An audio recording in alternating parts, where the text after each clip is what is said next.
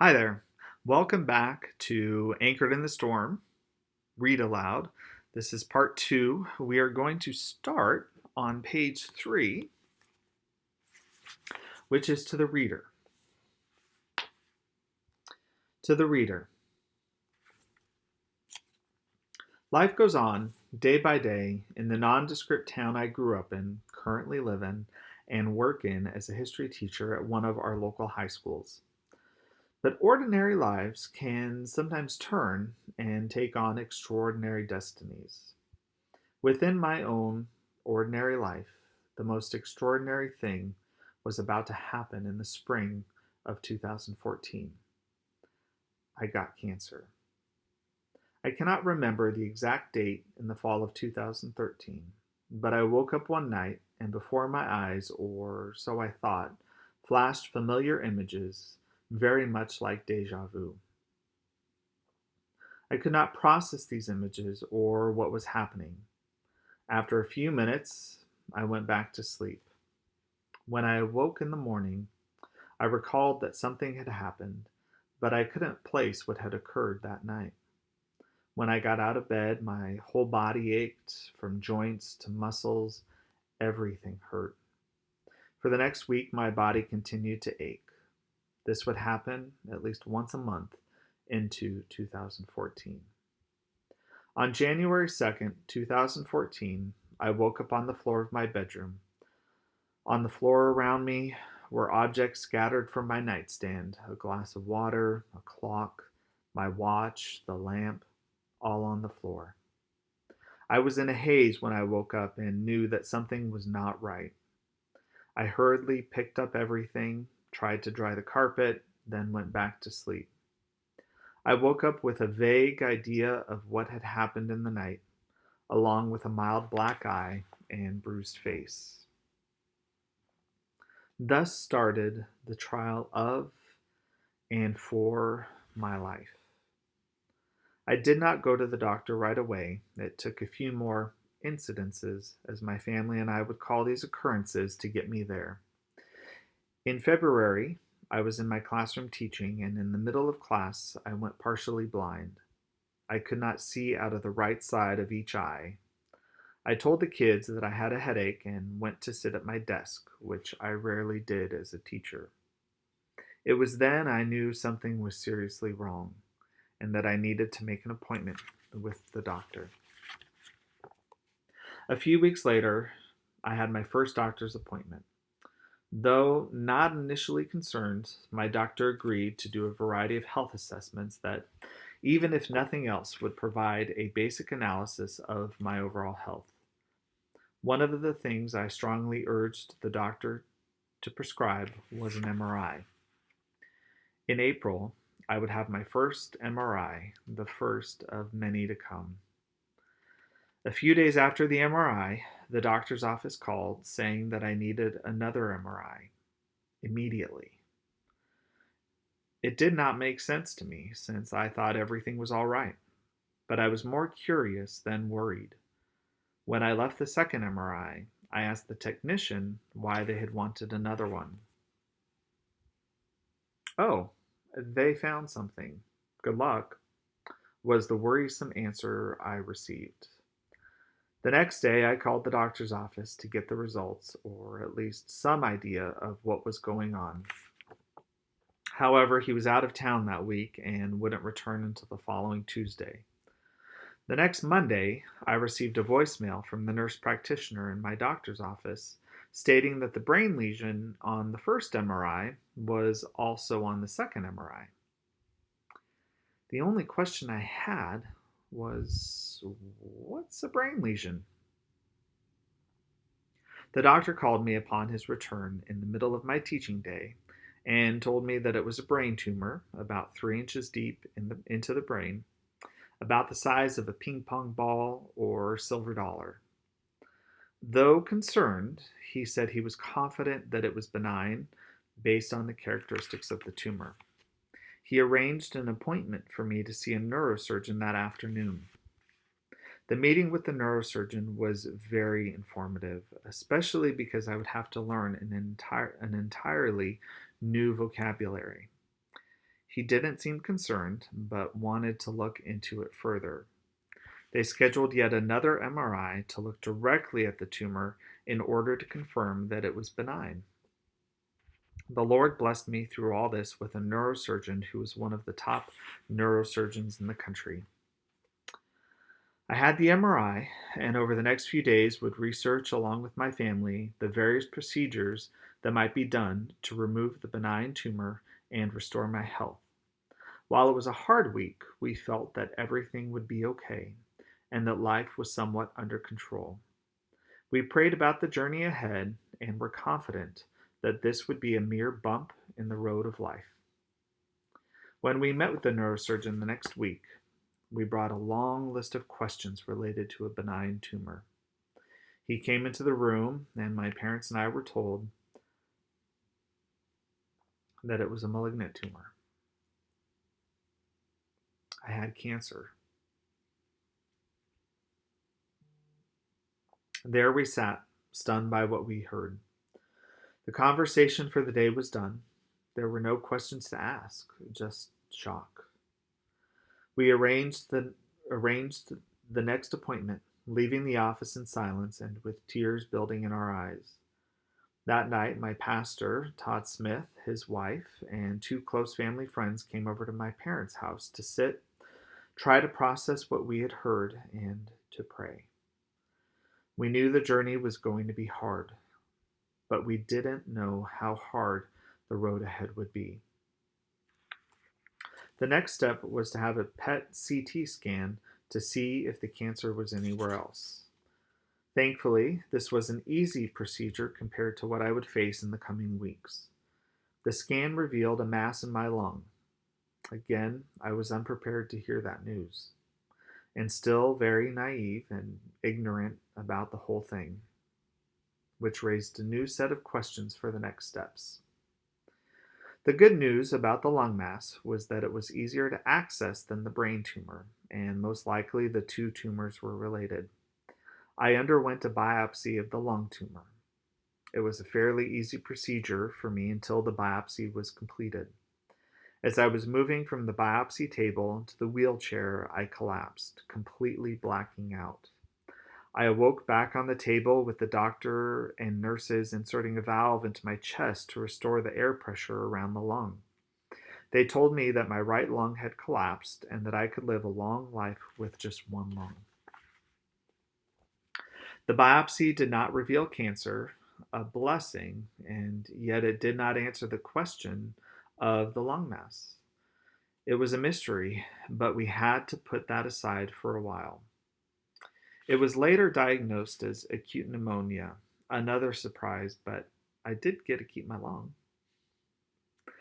So we returned to focusing on the brain cancer.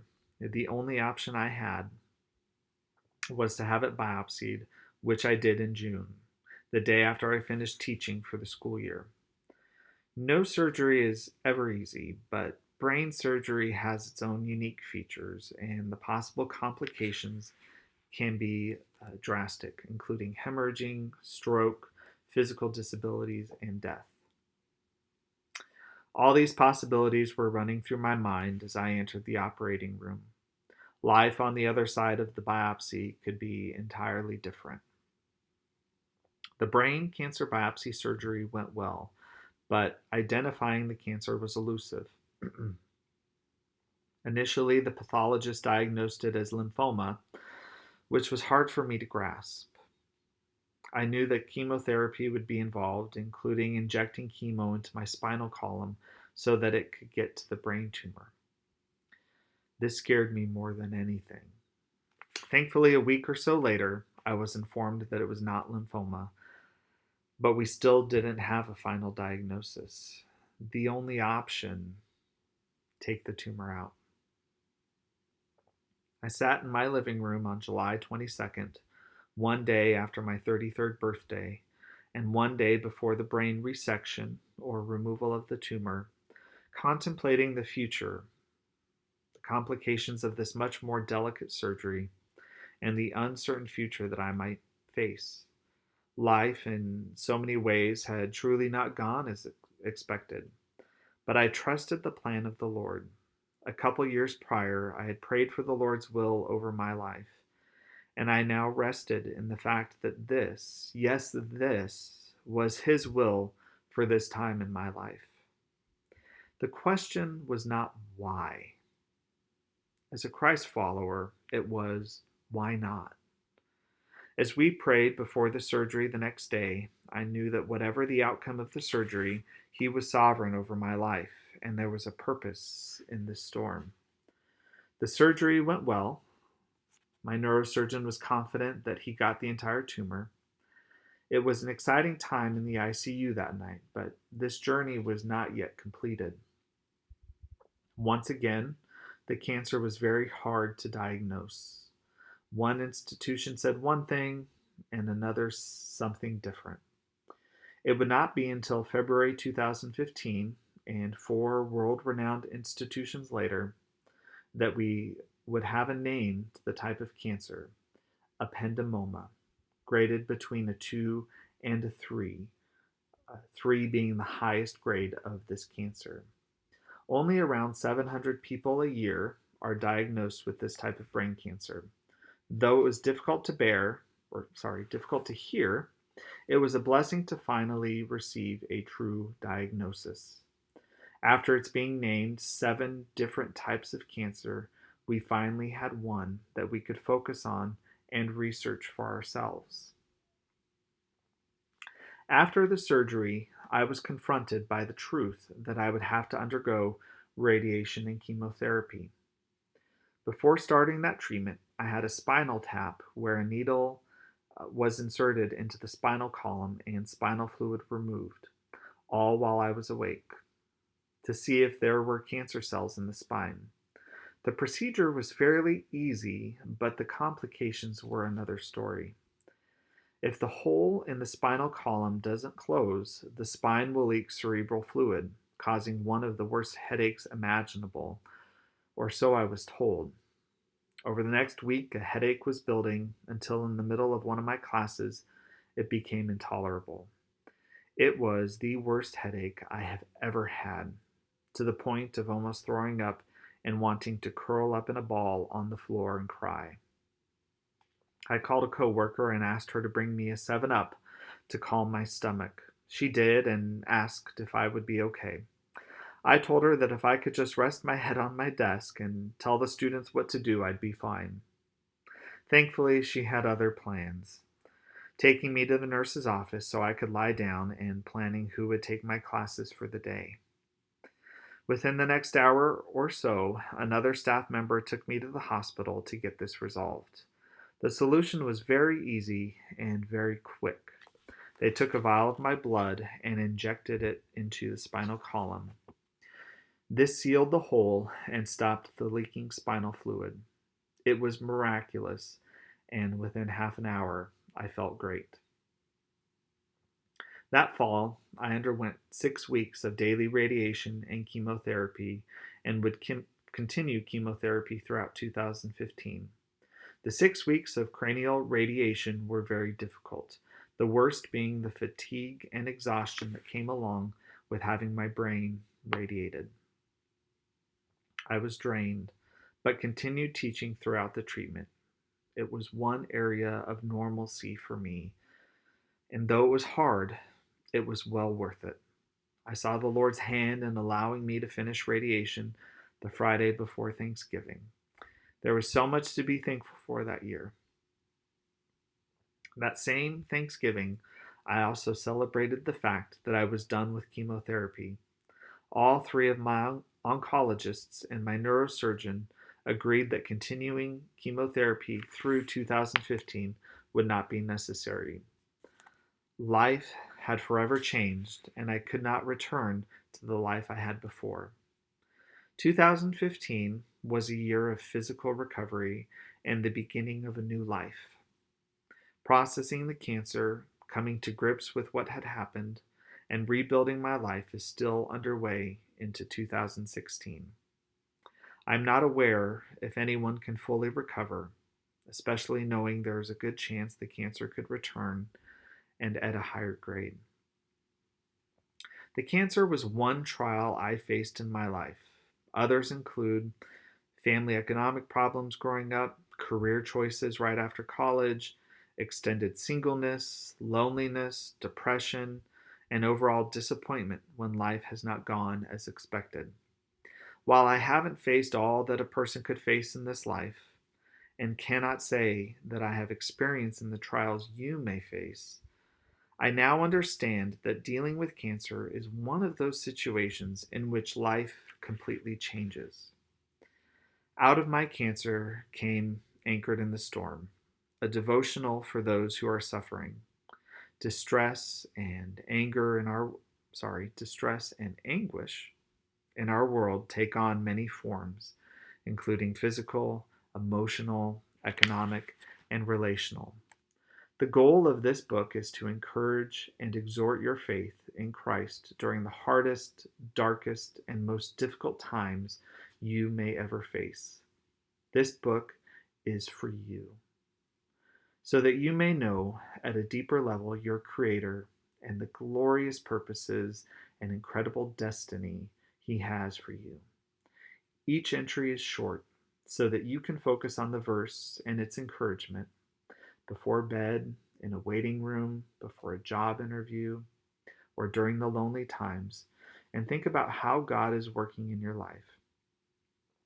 Your mind can be so clouded and distracted during these dark days that I want to give you great truths in small bites to hold on to relish, to mull over and pray about.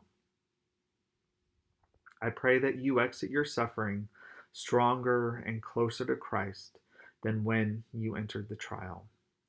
Think and dwell upon what is written. Pray through each entry. I admit that I am not a pastor, a theologian, or counselor, and I do not have any specific position within my church or any Christian organization. I am just like you, doing my best day by day to live my life where the Lord has placed me, striving to serve Him as best I can in His church and in my workplace, and attempting to walk beside my fellow brothers and sisters in Christ, encouraging them as we walk the path of life together. May you be transformed.